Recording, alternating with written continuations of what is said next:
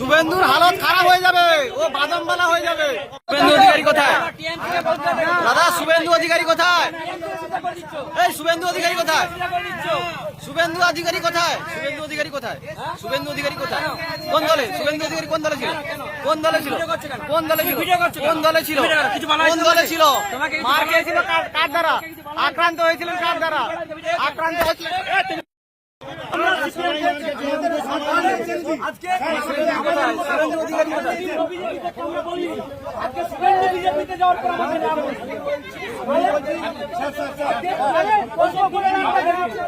শুভেন্দু কোথায় সেটাই জিজ্ঞেস